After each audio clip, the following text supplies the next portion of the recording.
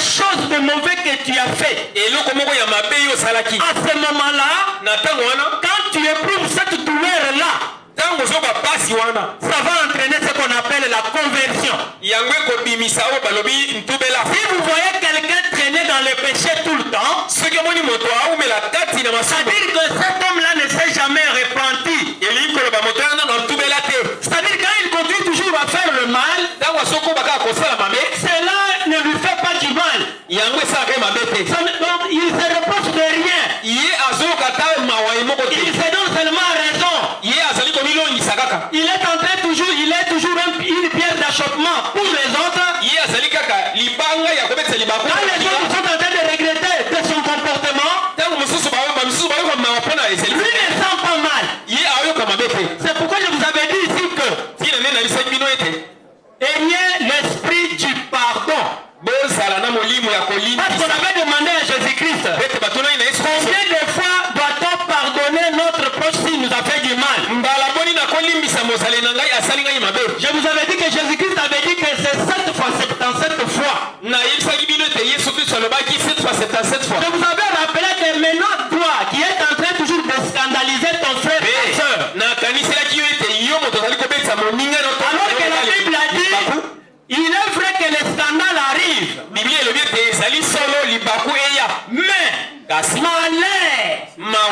malheur à celui par qui le scandale arrive. Parce qu'il serait mieux qu'on puisse lier la main au cou et les jeter du fond de la mer. Parce que toi tu es en train de scandaliser les autres par ton comportement. On te conseille, tu ne veux pas changer. Les autres sont en train de pleurer à cause de toi. Tu te reproches de rien. Alors l'enfant de Dieu qui ne veut pas réagir, sachez que son Dieu est là. Parce que lui n'a pas la force. Il faut laisser entre les mains du Seigneur Jésus-Christ. Que Dieu vous bénisse. Alors, comme vous en avez scandalisé, lui ne veut pas répondre. Le Dieu Tout-Puissant ne te laissera pas impuni. Alors, je vous donne aujourd'hui la clé de toute chose de la conversion. C'est-à-dire quand vous venez à Christ, c'est comme si vous étiez dans un pays vers un autre. Vous arrivez au niveau de la frontière. Le pays où vous êtes en train d'aller a ses propres habitudes. Les habitudes différentes des habitudes qui se passent dans votre pays. Et quand vous y arrivez, vous ne devez pas vous comporter n'importe comment. Dès que vous arrivez au niveau de la frontière, vous devez montrer vos pièces. Les pièces d'identité qui doivent vous donner l'accès dans un autre pays. C'est comme ça avec quelqu'un qui est un incroyant.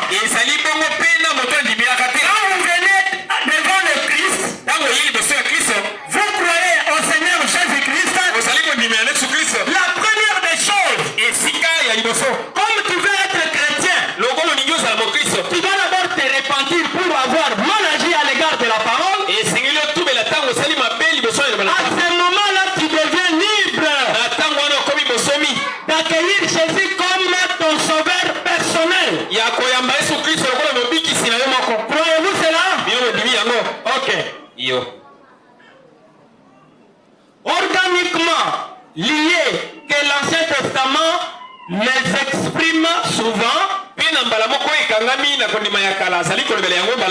même mot dans l'un appelle l'autre. Donc la repentance appelle la conversion. Quand une personne se répand, il se convertit. Il était païen, il devient chrétien. Que Dieu vous bénisse. Il va regretter de sa mauvaise vie passée. Maintenant, il se convertit en chrétien. Donc il laisse les mauvaises habitudes là. Il met sa vie en ordre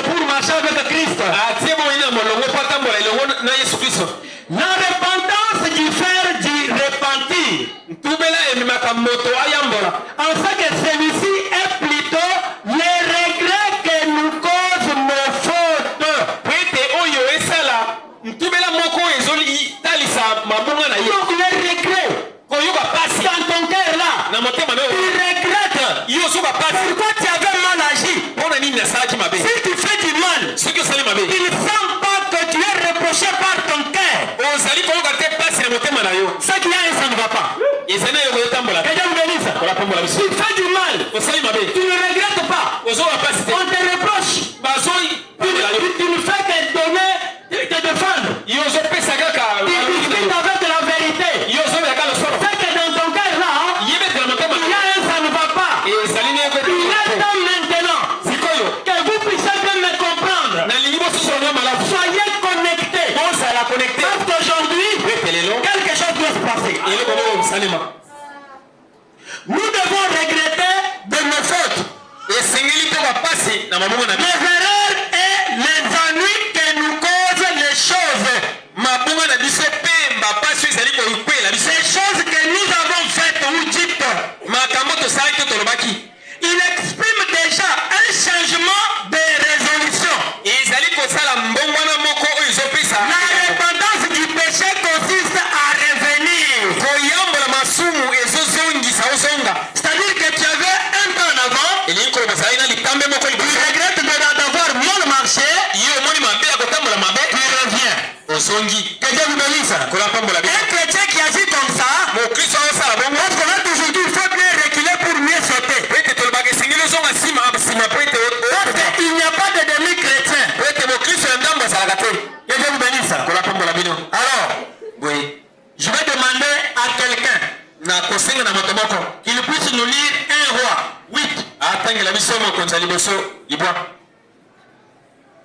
Lisez rapidement. Tout ça c'est pour soutenir la repentance. Faites rapidement. 1 Roi 8. Ou bien vous écrivez ça, mais je vais demander que vous puissiez lire Ésaïe 55. Ésaïe 55.